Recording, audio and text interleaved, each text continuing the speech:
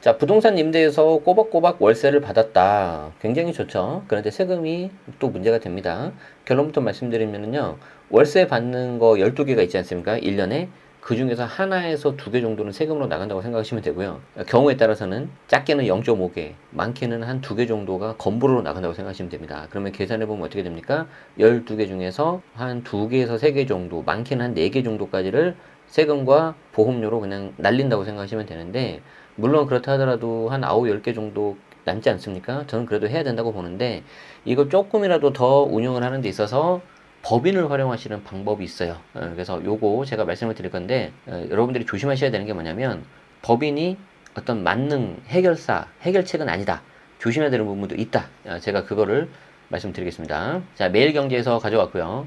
6월 20일자 기사인데 광고를 좀 없애고 볼 거예요. 요게 이제 사실은 약간 광고성 기사기는 해. 뒤에 이제 삼성생명 그 법인 관련해가지고 보시면은 패밀리 오피스라고 있거든요. 이거 여기 되게 근데 실력 있는 분들 많으세요. 제가 저번에 한번 초대 받아가지고 저도 갔었는데 굉장히 많이 배웠고 좀 그렇습니다. 제가 무슨 뭐 특수관계 이런 거 아닙니다. 저는 이제 그쪽에서 제안한 거에 대해서 좀 더 생각해 보겠습니다라고 제가 안 했는데 제가 생각하는 저는 가족법인에 대한 운영 방식이 확고하게 있거든요. 그런데 일반적인 경우에는 이런 전문가분들의 좀 도움을 받으셔가지고 활용하셔도 좋을 것 같다. 자, 결국에는 이겁니다. 특히 이제 집값이 고점이던 그런 힘든 시간이 지나고 나서 추가 금리 인하 시기가 오면 다시 한번 수익형 부동산에 대해서 인기가 올라갈 거다. 저도 그렇게 생각을 합니다. 우리가 이제 부동산 투자는 크게 두 가지가 있잖아요. 시세 차익, 흔히 말하는 갭 투자가 있고 월세, 수익형 두 개가 있는데 둘 다 좋은 거죠. 그런데 확실한 건 뭐냐면 시장 상황에 따라 좀 다를 수 있다는 거예요. 특히 상승장에서는 이 시세 차익형의 수익률을 이 월세 수익형이 당해낼 수가 없어요. 그런데 이 월세 수익형의 좋은 점은 뭐예요? 안정적으로 현금이 계속 들어오니까 이때 이 들어오는 고정적인 흐름이 정말 파워풀하거든요. 단순히 100만 원이 꼬박꼬박 들어온다면은 1년 1200만 원이 아니라 저는 그보다 훨씬 더 큰 가치가 있다고 생각을 합니다. 그리고 이제 우리가 투자를 계속해서 사고팔고 사고팔고를 할 수가 없거든요. 나중에는 좀 이게 안정적으로 운영도 하셔야 되고 들어오는 현금도 있어야 되고 나의 어떤 메인 잡, 뭐 근로소득이든 사업소득이든 이게 좀 언젠가는 없어진단 말이에요. 그렇게 본다면은 이 수익형 부동산에 대한 인기는 계속 될 것 같다. 자, 그래서 이제 여기 이제 글 쓰신 분이 이런 수익형 부동산을 하면 다 좋은데 세금도 많이 나오고 보험료 이슈도 있으니까 여기에 대한 상담이 많이 늘어났다는 거예요. 자, 그래서 결론은 뭐다? 이렇게 임대료 외에 다른 소득이 있는 사람들에게는 토지, 상가 등 수익형 부동산을 투자할 때 법인을 좀 활용해봐라. 여기서 중요한 건 뭐냐면 법인이 아니고요. 임대료 외에 다른 소득이 있는 사람들 요겁니다. 이걸 여러분들이 은근히 많이 놓쳐요. 그러니까 예를 들어서 내가 월세가 잘 나오는 효자 같은 상가가 하나 있다. 그러면 그 상가 하나를 개인 사업자로 하셔도 되는데 일반 임대 사업자 법인으로 하실 수도 있거든요. 근데 이 뭐가 더 좋다라고는 딱 칼로 자르듯이 칼로 무 자르듯이 말씀을 못 드리는데 법인으로 했을 때 단점이 뭐냐면 임대 소득 외에 다른 게 없으니까 조금 이게 운영하는 데 있어서 약간 애로사항들이 있을 수 있습니다. 그래서 지금 이 글 쓰신 분은 임대료 외에 다른 소득이 있는 경우가 좀 좋을 수 있다라고 한 거예요. 예를 들어서 총급여가 1억인 근로소득자가 개인 명의로 부동산을 취득해서 연 1억 2천만 원의 임대료를 수령하면 이제 한 달에 1천만 원인 거죠. 그러면은 본인 급여 1억 그리고 임대 수익 1억 2천이 합쳐져서 2억 2천이 이제 본인 이름으로 다 들어오기 때문에 2억 2천에 대해서 세금이 이렇게 다 들어가는 거죠. 그러면 이제 세부담이 엄청 커져요. 그런데 법인 명의로 부동산을 취득하고 법인에서 5천의 급여를 수령하면 총 급여액은 1억 5천이 되고 7천은 법인 수익이 된다는 거죠. 이거 이해되십니까? 내가 1억인 연봉 1억인 근로자인데 개인으로 내가 상가를 해가지고 월 1천만 원씩 받으면 두 개가 합산된다. 그럼 2억 2천에 대해서 세금을 얻어맞는데 이걸 차라리 1억 2천 요 수익을 법인으로 받고 여기서 5천을 내가 급여 두 번째로 받고 나머지 1억 5천에 대해서 법인세 수익을 올리면은 7천만 원이 법인 수익이 된다는 거죠. 총 금액이 1억 5천이 된다는 거죠. 그런데 저는 이 방법을 별로 추천하진 않아요. 자, 왜 그러냐면 법인에서 1억 2천이 들어가는데 이 중에 5천을 내가 다른 월급으로 빼버리잖아요. 그럼 나 월급 2개 받죠. 그럼 이거 연말정산한테 걸립니다, 이거. 그럼 회사에서 알 수 있어요. 이건 몰랐지. 그래서 이 방법은 저는 추천 안 하는데 방금 제가 드린 말씀이 뭐냐면 이건 나중에 보여드릴 건데 과세 방식에 대해서 여러분들이 진짜 이해를 잘 하셔야 돼요. 내가 개인으로 돈을 번다. 그럼 전부 다 이게 소득세가 들어갑니다. 이 소득세는 총 8가지가 있고요. 내년에 이제 금투세가 들어가서 9개가 될 예정인데, 내가 만약에 근로소득자잖아요. 급여 생활자. 그럼 근로소득이 있어요. 여기 내가 상가 월세를 받잖아요. 이 상가 월세가 일반 임대소득, 즉 사업소득으로 들어갑니다. 그럼 이 사업소득하고 근로소득은 무조건 종합과세예요. 주택 임대는 요건이 있는데 일반 임대는 그런 거 없어요. 이거 두 개가 더해지면 종합과세가 되는 거죠. 그래서 아까 말씀드린 것처럼 2억 2천이 나와버린 거 이게. 그럼 세금이 커지겠지. 세부담이 커져요. 세율이 2억 2천이니까 38% 구간이 이렇게 되는 거지. 38% 이렇게 들어간다. 개인 종합소득세 같은 경우에 그러니까 이거 이해되시죠? 그런데 내가 연봉 1억이 있는데 1억 2천을 개인이 아니라 법인으로 받으면 두 개가 이제 완전히 분리가 돼버려요. 이게 이제 어떻게 되냐면은 법인으로 하면 법인세가 과세가 됩니다. 그래서 법인세가 과세가 되면 이건 법인 거기 때문에 내 거가 아니에요. 그런데 이 법인에서 나온 소득을 각사함용도 소득이라고 하는데, 이 녀석을 나한테 가져오면 그게 다시 이자소득, 배당소득, 사업소득, 근로소득인데 내가 대표잖아요. 그럼 나한테 대표로 가져올 수 있는 거는 배당소득하고 근로소득밖에 없지. 내가 나한테 사업소득을 줄 수는 없어요. 간혹 헷갈리시는 분이 계시는데, 그래서 이제 기사에서는 근로소득으로 5천을 가져와라. 그래도 법인에 7천이 남지 않냐. 하지만 내가 원래 있었던 급여 1번이 있죠. 그리고 여기에 급여 2번이 생겨버리잖아요. 그러면은 이게 합산이 돼버리는 거죠. 자, 법인 수익으로 전환된 7천만 원은 35에서 38%인 개인 종합소득세가 아니라 저율의 법인세가 적용되고, 요게 이제 2억까지가 9%, 2억 초과돼서 200억까지는 19%예요. 이렇게 작아요. 법인세 같은 경우에는 2억 이하가 9%고 2억에서 200억 19%. 여러분들은 대부분 19% 걸리겠죠. 우리들은 삼성전자의 그런 회사들이나 24% 최고 세율 걸리겠죠.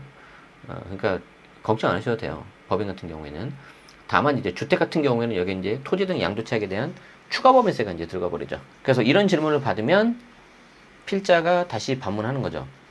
임대료 연 1억 2천을 매년 다 쓰고 싶으면 급여를 연 1억 2천 받으면 된다. 이게 다 급여로 빼와라. 그럼 비용 처리가 다 된다. 그렇게 급여를 받으면 법인세는 없을 것이고, 급여 연 1억 2천에 대해서 임대 수익과 달리 각종 혜택이 있기 때문에 개인으로 받는 것보다 훨씬 더 적다. 그런데 여러분들이 아셔야 되는 건 뭐냐면은, 그러면 이 해당 법인은 매년 재무제표가 나오잖아요. 매년 재무제표가 나오는데 이득이 별로 적잖아요. 잘못하면 저거 손실 나거든요. 왜냐면 다른 비용도 들어간단 말이지. 그러니까 적어도 손실은 안 나야 돼. 왜? 나중에 이 법인으로 또 뭔가 다른 건물 사거나 그래야 될 수도 있잖아요. 수익형 부동산을 해야 되니까. 그런데 손실이 나면 은행에서 별로 좋게 생각하지 않습니다. 이제 이 글을 쓰신 필자분은 개인 소득세로 이게 안 하고 법인에서 다 이렇게 처리할 수 있다. 이걸 말씀하고 싶은 거예요. 그래서 다시 말해서 부동산을 취득하면 개인 임대사업자와 달리 총 임대료 중 원하는 금액만큼만 개인 소득화 시킬 수 있다. 그러니까 급여를 나한테 얼마를 빼올 거냐, 배당을 얼마로 빼올 거냐, 이걸 내가 선택할 수가 있다는 거죠. 그냥 세무대리인한테 말해가지고 신고하고 나한테 돈 이체시키면 끝납니다. 설사 모든 임대료를 급여로 다 받아간다 하더라도 세부담은 개인 임대사업자보다 더 적다. 아무튼 장단점이 다 있어요. 여기 이제 밑에는 다만 법인으로 했을 때도 주택을 하면 취득세 중과 12% 곧바로 들어가고, 종부세 2.7% 최소 들어가고, 나중에 토지 등 양도차익에 대한 추가법인세 20% 들어가기 때문에 조심해야 된다는 건데, 그래도 개인 2년 이내에 단기 양도하는 경우에는 이제 오타가 좀 있네요. 개인이 부동산 취득해서 2년 이내에 단기 양도하면 양도세율 몇 프로예요? 1년 이내에 몇 프로? 70%죠.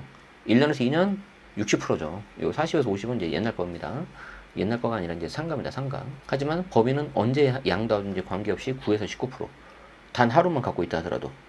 이렇게 아시면 될 것 같아요. 이제 뭐 여러분들이 이제 글로 보니까 좀 약간 와닿지 않잖아요. 그래서 제가 특별히 유료 강의인데 특별히 한 페이지를 보여줄게요. 내가 이거 계산 다 해봤거든. 10억짜리 상가를 사가지고 이제 월세를 얼마에 받느냐에 따라서 하는데 80% 대출을 일으키고, 대출 이자를 제가 4%로 잡았어요. 그러니까 되게 높게 잡았죠. 지금 사실 그 정도 하니까 4% 싼 거죠, 어떻게 보면. 자, 그러면 그런 경우에 어떻게 쓸 거냐?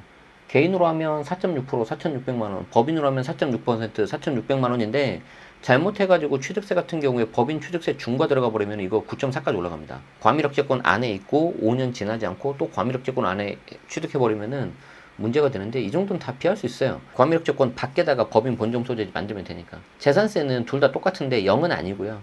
뭐 이거는 차이가 없으니까 제가 그냥 이렇게 해버렸고, 양도세 같은 경우는 제가 양도차익 2억 있다고 가정해봤어요. 4년 동안. 계산해보니까 한 3,200 나오더라고. 개인 같은 경우에는. 법인 같은 경우에는 이제 내가 얼마나 비용 쓰느냐에 따라 다른데, 법인세 세율 자체가 얼마 되지 않기 때문에 1,500만 원밖에 안 나와요. 더 줄일 수도 있어요. 임대소득세 같은 경우에는 이제 안타깝게도 대출 이자가 너무 높아서 거의 마이너스. 그런데 법인 같은 경우에는 아까 우리 필자분도 적으셨지만 계속해서 뭔가 내가 비용치를 할 수가 있거든요. 그러니까 법인 같은 경우에는 얼마든지 줄일 수 있어요. 중요한 거는 4대 보험이지. 내가 개인인데 피부양자다 아니면 지역가입자다 그러면은 그대로 이제 건보료 폭탄 맞습니다. 근데 내가 직장을 다니면서 일반임대 해가지고 상가 월세를 받고 있다. 그럼 난 계속해서 직장가입자 유지할 수가 있어요. 이런 면에서는 직장가입자가 좋아요. 직장 월급쟁이들이 회사에서 할 수 있다 없다 거의 모른다. 내가 입조심만 한다면 5월달에 세금 신고 내가 따로 하면 된다. 법인 같은 경우에는 변동 없죠. 내가 피부양자라 하더라도 나한테 월급을 주면은 곧바로 해결돼 버려요. 직장가입자 할 수 있어요. 내가 직장인데 법인을 따로 만들었다. 월급만 내가 따로 안 받으면 돼. 아까 그래서는 월급 받을 수 있다고 했지만 받으면 어떻게 돼요? 걸려요. 저거는 회사에서 연말정산 때 걸려. 급여가 2개가 나오거든. 그건 하지 마요. 내가 회사 다니고 있다면. 그래서 자영업자들한테 되게 좀 유리해요. 법인으로 하면. 그래서 내가 세금 계산 다 해봤어. 개인으로 했을 때는 7,800에서 7,900 플러스 재산세. 법인은 6,100에서 1억 900까지 해서 나올 수 있는데 취득세 중과만 피하면 된다. 법인 같은 경우는. 근데 취득세 중과 피하는 건 아무 문제 너무 쉽다.